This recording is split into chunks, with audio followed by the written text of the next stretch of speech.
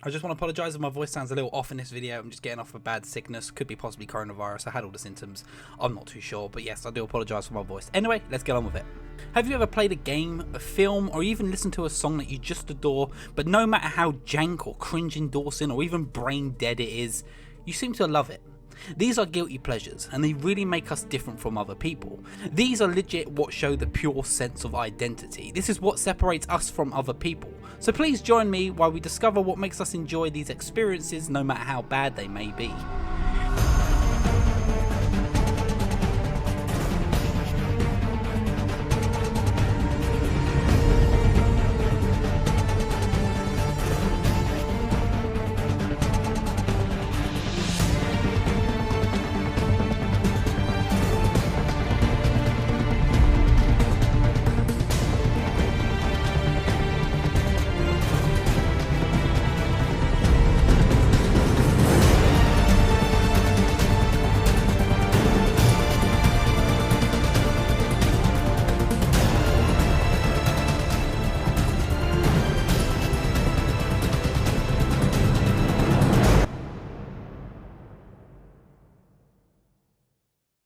I actually did a video on guilty pleasures back in the early days of this channel, but I feel like I could probably do it a little bit more justice now that I understand kind of the subjects I want to talk about and how I should go about talking about them. But I also want to talk about it in the sense to help you feel better about the terrible taste that you know you have.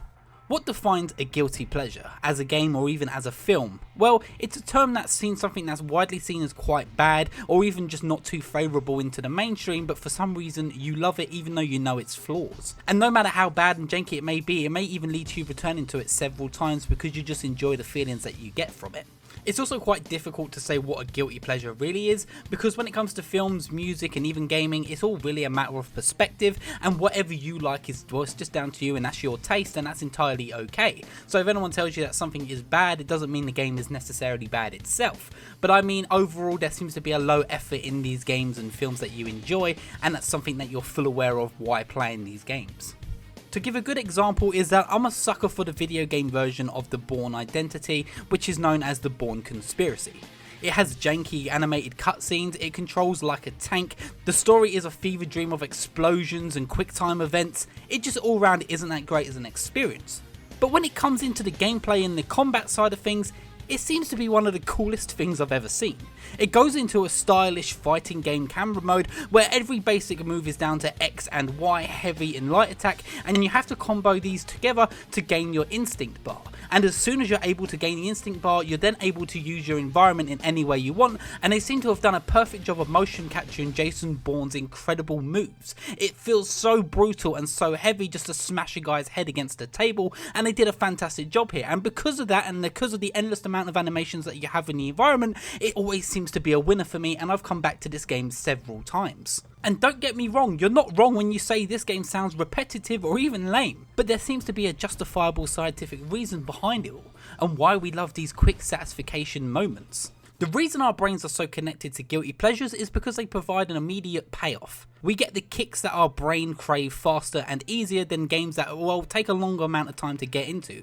Games that are shorter and more simple and get straight to the point, unlike games that have a longer payoff, for example, say maybe The Last of Us' incredible story, or even Metal Gear Solid's ridiculous character category, or even games like Resident Evil which require you to do a little bit more thinking. My example could be very different from yours, but for me, I really favour games with a lot of key animations. I love the cinematic and aggressive combat of games like the Arkham series and even Assassin's Creed, hence why those two are some of my favourite series of all time.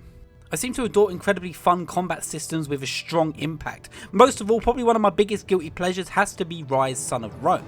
It's a game that's strongly linked to a lot of QTE based combat, and well, you're not wrong.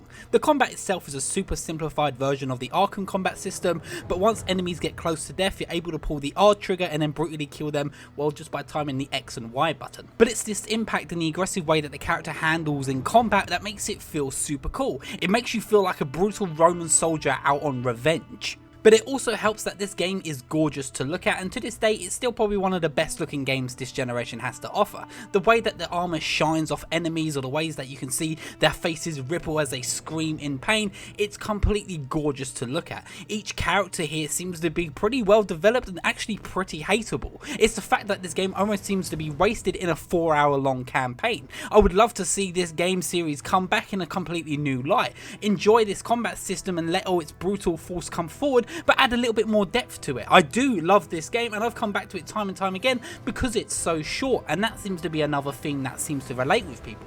The fact it's so quick to get the satisfaction that you want seems to be endless. I can go back to Bourne Conspiracy, play it for about 4 hours, complete the game, and get all that I wanted from the combos and takedowns. The same with Ryse. I can jump into it, take out a bunch of dudes within 2 hours, and then jump out of it. And by then I've engaged in a very short story, and I've killed in the most brutal, over the top cool ways that I could imagine. But sometimes it's not always about having that satisfaction from the gameplay. Even fans just want something that makes them resonate with the game itself. And when it comes to guilty pleasure, if there really has to be a poster child for that meaning, it has to be Resident Evil Operation Raccoon City. In March 2012, the world was given Operation Raccoon City. As a Resident Evil fan, Resident Evil at this point was already in full speed of wacky, over-the-top action. To see this game take on a tactical shooter vibe, well, it wasn't all that surprising to see Resident Evil go in this direction eventually. But this game was something completely different. The gameplay itself was super stiff, the gun control wasn't all that great. Actually, the squad gameplay wasn't there at all. They just run around like headless chickens and obviously help kill some zombies every now and then. The story here is non-existent, and all characters are literally one-dimensional. It was a third-person squad shooter, but with one of the most iconic survival horror games slapped on top of it. Everyone should have hated this game. But in fact, Resident Evil fans love this game to the core. But why is that exactly?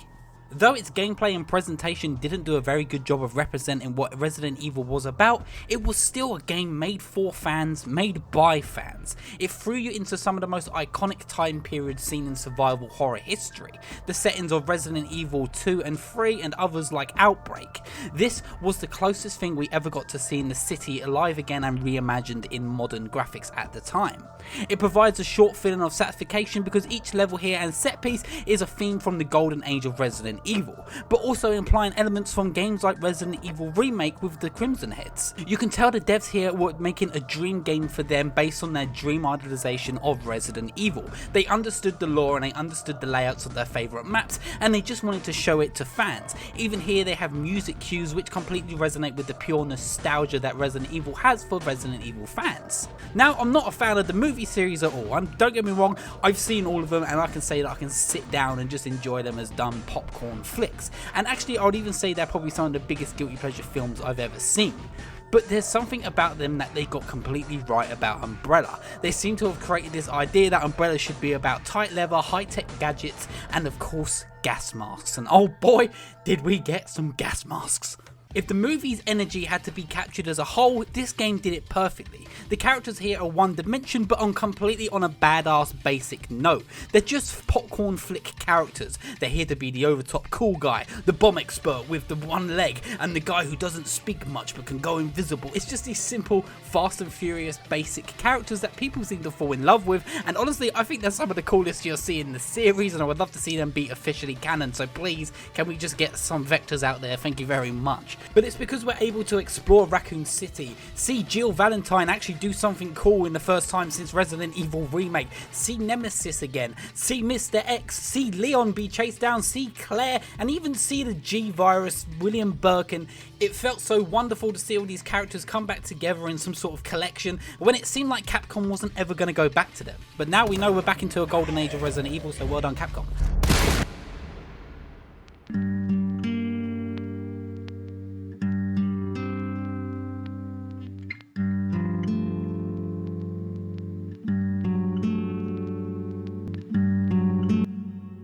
But this doesn't always work out quite well, though I am a sucker for Silent Hill. Don't get me wrong, I love Silent Hill and I love everything that it stands for. The first three are just masterpieces and I'll tell anybody to go out and play them. But I also seem to love Silent Hill Homecoming. This game literally feels like a backhand to what Silent Hill is. It isn't scary. The atmosphere here is almost forced. It's loaded with jump scares. The puzzles here aren't even worth thinking about. The characters and the story here is completely predictable, and it just tries to rehash and reuse ideas from previous games. And that's why I kinda love it. It's because I knew at this point Silent Hill really had no hope. So the fact that I can play almost like an all-stars team coming together game where I see Pyramid Head and sexy nurses taken straight from the movies, oh whatever, balls to the wall situation, hey, just enjoy it while I'm here, because hey, why not? It's not getting any better than this, because you know, it could just be Book of Memories. Oh god. But that's what I love about guilty pleasures, and that's why I love gaming so much. If you think games like Deadly Premonitions are masterpieces, which it totally is, or Alien Colonial Marine seems to be a great time to you, then that's what makes us all individuals. It's your different opinions and views on games which make conversations so exciting. I enjoy people who are able to say, yeah, I liked this game, but I of course didn't know it was as good as this game and such. There's nothing wrong with that. I'm not going to judge anybody if they really do enjoy playing through Alien Colonial Marines. Well, at least not to their face anyway. But this can apply in whatever art form you're thinking about, whether you're talking about a literal piece of art or even talking about music or even films. You're allowed to have your own opinion and be whoever you want to be and enjoy whatever you want to enjoy. You can have the complete opposite of views from someone, but as long as you can respect someone's views, that's what I think is really important. I think there seems to be too much of this focused around what console is better than what, and what exclusives should be truthful and why exclusives shouldn't go to PC from PlayStation. But I don't care about that. If you play every single console, if you play a video game, that's all that matters to me. I've played every single console, I own every single console. So I don't really see the difference between an Xbox exclusive or a PlayStation exclusive. It's more about the developers and people who make them and the heart and time that gets put into it. If someone wants to play only arcade machines from the 80s, then let them go ahead. If you only like JRPGs, and then I think it's more to you to be that dedicated fan who enjoys and understands playing that genre more than most people. Having that little insight and confidence in what you love is totally what makes it your field. If you become the person who's known for fighting games or JRPGs, then you make sure that's your field and you know what you're talking about. Invest your time, research, play all the games and watch all the films that you can. Make sure you understand what you're talking about and make sure you show your passion and love. Share that passion, love and energy with anybody else. It's the same way that I love Operation Raccoon City or even Ryse Son of Rome. I could tell you that these games have major flaws, but I could also tell you that these games are a good time if you're a Resident Evil fan and want to see the PlayStation reimagined in a tactical squad shooter, or if you want to play a game that's the closest thing to 300, then go ahead and jump into Ryse, because you're going to have a blast knowing you can kick dudes off the edge. And I think that's something that we don't see enough of. People aren't really confident in believing what they love. People sort of like to fall into trends and say, hey, yeah, I'm more PlayStation, or hey, I'm more Xbox, or such like that. But overall, it's entirely down to you what you believe in, and it's entirely down to you what you want to intake and enjoy. I would quite happily confidently stand in front of someone and say, yes, I'm a trans person, yes, I like to dress as a woman. Do I have a problem with that? No, I do not. Do you have a problem with that? If you do, please talk to me about it, because I would like to know why. I want to be that representation for people, and I like to show there's a sense of confidence in being who you are. You're able to tell people, yes, I make YouTube videos. Oh, they're a little bit cringy. No, they're not a little bit cringy, because that's entirely what you love to do. If you have the confidence in what you're making, then it's going to show and it's going to shine, and I think I would love to see that a little bit more. A lot of people talk about making YouTube content, but because it's not as big as so-and-so, a lot of people seem to be a little bit more shy about it. But no, if you make content that you love, or if you do something that you love and you can guarantee that you can make someone else's life happier through it, then I think you should be happy about it and sing it to the world. And I think it shows that people really need to embrace what other people have to offer to the conversation. If you want to talk about something that you love and not many people connect with it, don't hide. Don't even be shameful about it. Wear that stuff with passion, wear it like war paint on your face, and keep fighting and telling them why you love it so much, and just keep killing them kindly with love, because it's the only thing that we need right now.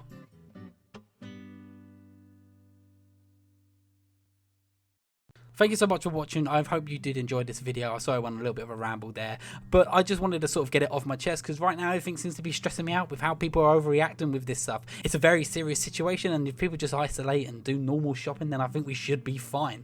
But me, myself, I'm just getting over it, so I'm, isolating, staying indoors, but it's been very annoying because I haven't been able to make a video, because I haven't been able to talk without coughing. As you can probably imagine, my voice right now is still sort of going through it, but I just wanted to get it off my chest. I hope you did enjoy this video, and if you did, can you please leave a like down below, and of course just leave your comments on what some of your favorite guilty pleasure games are, and maybe what you're doing during your self-isolation, and if you're having fun. If you're not having fun, I do apologize, but I do hope this video has cheered you up. Anyway, I hope you have a great day, and of course I'll see you at the next checkpoint. Bye bye.